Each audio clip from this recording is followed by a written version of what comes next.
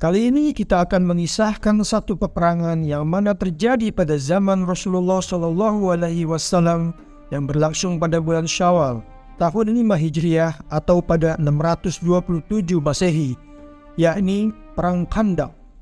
Kata Khandaq yang memiliki arti parit. Ketika terjadi peperangan itu, pasukan sekutu musyrikin mengepung kota Madinah selama 27 hari. Beberapa orang musyrikin yang dipimpin Amr bin Wad berhasil menembus parit Madinah yang membentang sepanjang 3 km dengan lebar 6 meter itu dan menantang duel kaum muslimin yang disambut oleh Ali bin Abi Thalib muda yang kala itu masih berusia sekitar 27 tahun. Amr bin Wad adalah pejuang tangguh dari pasukan sekutu yang kekuatannya disetarakan dengan 100 orang.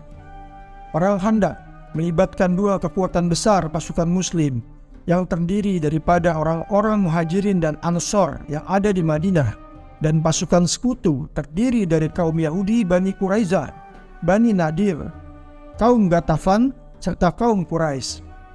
Dalam perang ini, pasukan muslim berjumlah 3.000 orang dan pasukan sekutu berjumlah 10.000 orang. Dari Quraisy 4.000 pasukan, dari Ghatafan 6.000 pasukan, ditambah orang-orang Yahudi dan orang-orang munafik yang ada di dalam barisan pasukan muslimin. Bisa dibayangkan, kekuatan peperangan antara kaum ini sangat jauh berbeda. Bagaimana awal mula terjadinya perang ini? Dan bagaimana kisah kelanjutannya?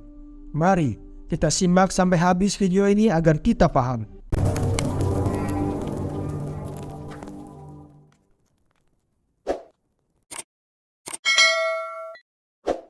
Bismillahirrahmanirrahim. Assalamualaikum warahmatullahi wabarakatuh. Sahabat Parsa Khalifah rahimakumullah, semoga kita semua dalam keadaan sehat walafiat dan selalu dalam lindungan Allah Subhanahu wa Ta'ala. Perang Khandaq juga dikenal dengan Perang Ahzab yang memiliki arti perang melawan sekutu. Perang Ahzab pun tertuang dalam firman Allah Subhanahu wa Ta'ala pada surat Al-Ahzab, "Wahai orang-orang yang beriman, ingatlah nikmat Allah yang telah dikaruniakan kepadamu ketika bala tentara datang kepadamu. Lalu kami kirimkan kepada mereka angin topan dan bala tentara malaikat yang tidak dapat terlihat olehmu. Allah Maha melihat apa yang kamu kerjakan. Ketika mereka datang kepadamu dari arah atas dan bawahmu, ketika penglihatanmu terpana, hatimu menyesak sampai ke tenggorokan, dan kamu berprasangka yang bukan-bukan terhadap Allah, disitulah orang-orang mukmin diuji dan diguncangkan hatinya dengan guncangan yang dahsyat." Latar belakang Perang Khandaq. Peperangan ini dipicu karena Nabi Muhammad melakukan pengusiran terhadap orang Yahudi dari dua kalangan. Pertama, kabilah Quraisy, Bani Qunaiqa, yang mana setelah Perang Badar karena sudah melecehkan wanita kaum muslim, kemudian mereka keluar dari Madinah. Selanjutnya, Bani Nadir, kaum Yahudi diusir setelah pengkhianatan yang dilakukan oleh Bani Nadir karena upaya ingin membunuh Rasulullah, namun gagal karena Nabi Muhammad mendapat peringatan dari malaikat Jibril. Bani Nadir diketahui telah melanggar perjanjian yang disepakati bersama, yakni perjanjian untuk tidak menyerang dan mengganggu umat Islam. Kedua pengusiran yang telah dilakukan Nabi Muhammad ini tentunya bukan tanpa alasan.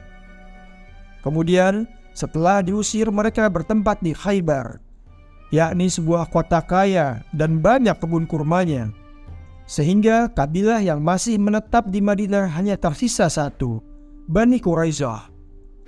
Bani Nadir yang dipimpin oleh Huyai ibn Akhtab berniat ingin membalas dendam kepada Rasulullah.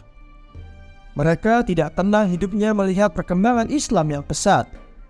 Akhirnya Huyai ini mengompori kaum-kaum Yahudi untuk bersatu dan menemui kaum Quraisy di Mekah untuk berkoalisi melawan dan menyerang Rasulullah. Mendengar ini, kaum Quraisy pun tidak ingin menyia-nyiakan ajakan dari kaum Yahudi karena mereka dijanjikan akan mendapatkan bala bantuan apabila mau membantu kaum Yahudi melawan Muhammad.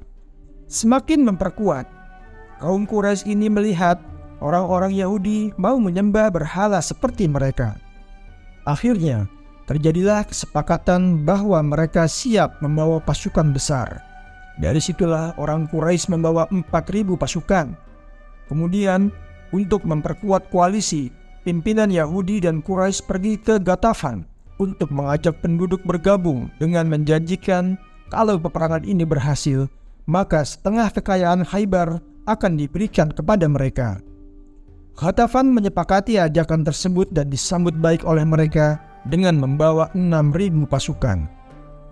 Sebab terjadinya perang Khandaq atau Ahzab inilah selain atas dendam juga karena kehadiran kaum muslim merupakan ancaman besar bagi mereka. Setelah koalisi terbentuk, pasukan Ghatafan dipimpin oleh Unainah bin Hizdan. Pasukan Quraisy dipimpin oleh Abu Sufyan bin Harb. Kemudian Ma'ruf, musuh besar Rasulullah dari Quraisy, ada Sufyan ibn Abi Sams, Al-Harits ibn Auf, dan pasukan Yahudi ada Huyai ibn Akhtab. Mereka membawa 10.000 pasukan bergerak menuju Madinah. Setelah mereka bergerak, mata-mata sekutu Rasulullah dari kabilah Khuza'ah memberikan informasi bahwa akan ada pasukan dengan jumlah yang besar yang akan menyerang Madinah. Sementara pasukan Muslim Madinah yang dipimpin langsung oleh Nabi Muhammad SAW ditambah dengan Abu Bakar, Umar, kemudian Ali dan kaum Ansor Sa'ad bin Mu'az dan Sa'ad bin Ubadah. Dengan pandangan yang luar biasa, Rasulullah memilih bertahan di Madinah dengan 3.000 pasukannya karena kemungkinan jika menyerang pasukannya akan kalah dengan 10.000 pasukan kaum Yahudi dan Quraisy. Kemudian Rasulullah bermusyawarah dengan para sahabatnya, salah satunya Salman Al-Farisi. Beliau bukan orang Arab melainkan orang Persia. Salman mengusulkan menerapkan strategi membangun parit. Melihat pengalaman sewaktu di Persia, "Wahai Rasulullah, kami di negeri Persia, kalau dalam kondisi penyerangan mendadak ataupun kami dikepung, biasanya kami menggali parit." Usulan dari Salman Al-Farisi tersebut disetujui oleh masyarakat Madinah karena melihat pengalaman kekalahan saat perang Uhud. Pada zaman itu, tradisi menggali parit memang belum menjadi hal yang lumrah di kalangan kaum Arab, sehingga cukup membuat kaget muslimin dan musyrikin. Berdasarkan kesepakatan tersebut, Nabi Muhammad kemudian memerintahkan seluruh masyarakat untuk menggali parit atau menggali khandaq sampai ke belakang Bukit Sal'a. Sebelah timur dan barat Madinah itu gunung batu, sehingga musuh kaum musyrikin tidak mungkin datang dari timur dan barat karena unta dan kuda tidak bisa melaluinya. Sementara sebelah selatan dipenuhi dengan pohon kurma dan perkampungan dan susah untuk dilalui, sehingga kemungkinan mereka hanya bisa masuk dari utara. Akhirnya pembuatan parit ini dilakukan oleh Nabi Muhammad dan masyarakat Madinah di sebelah utara kota selama 6 hari. Dan ada pula yang mengatakan selama 9 hari. Setiap penduduk diberikan tugas untuk menggali sepanjang 40 hasta. Rasulullah pun ikut serta dalam penggalian parit untuk memberikan semangat bagi masyarakat umat muslim. Mereka bersama-sama menggali parit dengan alat-alat seperti cangkul, martil, dan linggis yang dipinjamkan oleh kaum Yahudi, Bani Quraisyah, sebagai sekutu Rasulullah pada zaman itu. Di bawah panasnya terik matahari, Rasulullah dan para sahabatnya menggali tanah dengan ukuran panjang 3 km dan lebar 6 meter dengan kedalaman sekitar 5 meter, melingkari kota Madinah dari sisi lembah atau area masuk kota, sedangkan di sisi lainnya kota Madinah terlindungi oleh gunung-gunung batu yang sulit dilalui baik dengan kuda, unta maupun berjalan kaki. Dalam pengerjaan parit, Rasulullah ikut turun tangan bergotong royong sampai penggalian itu selesai. Pengkhianatan Bani Quraisyah. Kemudian Huyai bin Akhtab, pemimpin Yahudi Banu Nadir, mendatangi kaum Bani Quraisyah dan bertemu dengan pemimpinnya yang bernama Ka'ab bin Asad. Bani Quraisyah yang merupakan bagian dari kaum Yahudi memiliki benteng sendiri yang terletak di sebelah timur kota Madinah, dan mereka terikat perjanjian perdamaian dengan Rasulullah. Perjanjian berisi bahwa kaum Bani Quraisyah tidak akan memihak siapapun ketika terjadi peperangan dan lebih memilih posisi tengah. Ka'ab bin Asad tidak henti-hentinya diprovokasi Huyai untuk melanggar perjanjiannya dengan Rasulullah. Akhirnya, Ka'ab bin Asad pun terpengaruh dan gabung dalam pasukan koalisi kaum musyrikin.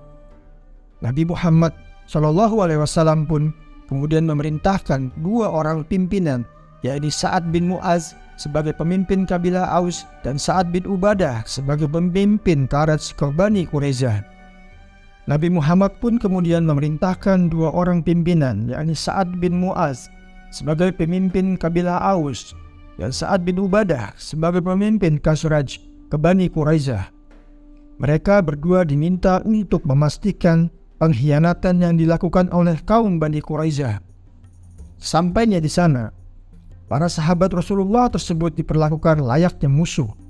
Bahkan, kaum Yahudi dari Bani Quraisyah tersebut berani menghina Rasulullah sehingga membuat Sa'ad bin Mu'az sangat marah. Hasilnya, benar bahwa Bani Quraisyah mengkhianati Nabi Muhammad, dan akhirnya kedua utusan tersebut pulang dengan menyebut nama 2 kabilah, Adal dan Khore. Karena pengkhianatan itu, posisi kaum muslim semakin gawat dan sangat terjepit. Tetapi hal itu merupakan ujian iman dari Allah bagi kaum muslimin agar mereka terbebas dari kaum kafir dan munafik. Kemudian Rasulullah memerintahkan untuk mengamankan wanita, anak-anak, dan orang tua dalam benteng selama perang berlangsung. Sedangkan seluruh laki-laki kaum muslimin bertahan di dalam kota Madinah.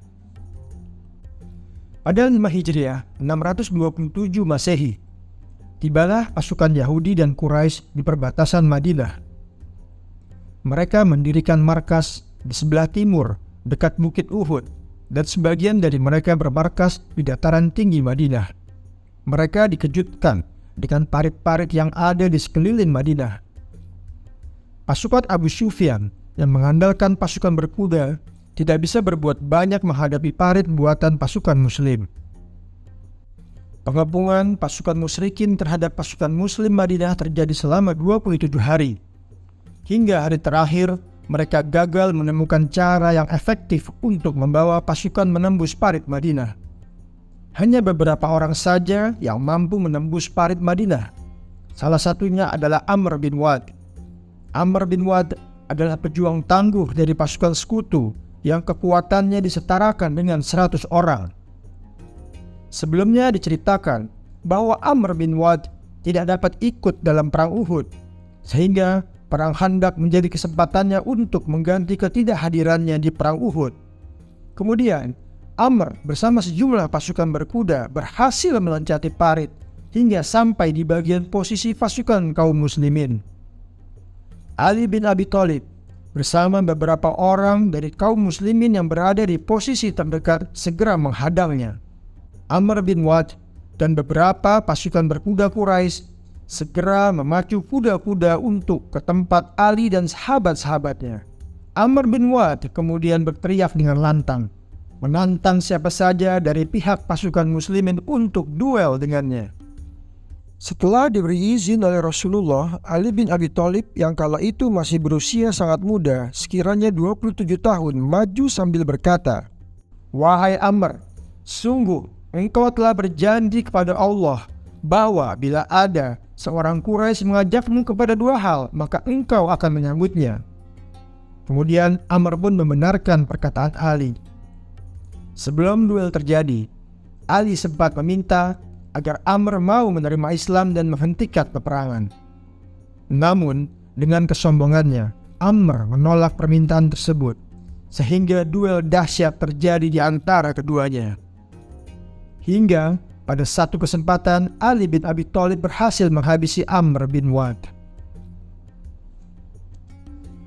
Kemenangan Ali bin Abi Thalib menjadi pertanda kemenangan kaum muslimin. Namun, tidak lama setelah itu, Allah Subhanahu wa Ta'ala mengirimkan kepada pasukan musuh yang mengepung Madinah angin dingin yang bertiup sangat kencang, sehingga benteng pertahanan atau perkemahan mereka dan logistik kaum musyrikin hancur berantakan. Akhirnya, pasukan kaum Quraisy dan Yahudi sekutu juga tidak lagi memiliki kekuatan untuk bertahan. Bahkan mereka tidak dapat menyalakan api untuk sekedar menghangatkan tubuh. Akhirnya mereka pulang membawa kekalahan dan kekecewaan dalam pertempuran Khandaq atau Ahzab. Begitulah kehendak Allah Subhanahu wa Ta'ala yang memberikan kemenangan bagi orang-orang yang beriman dan memberikan azab berupa angin topan bagi musuh-musuh kaum muslimin. Semoga informasi dalam video ini bisa menambah pengetahuan bagi kaum muslimin mengenai sejarah peperangan umat Islam yang pernah terjadi. Sahabat Parsa Khalifah, untuk menonton cerita dan kisah menarik lainnya, silakan subscribe channel kami, like dan share bila kalian suka dengan video-video tersebut. Semoga bisa menjadi amal jariah untuk menambah pahala dan sekaligus melakukan syiar Islam. Terima kasih. Jazakumullah khairan katsiran. Assalamualaikum warahmatullahi wabarakatuh. Subscribe, like and share bila kalian suka dengan video-video kami. Terima kasih.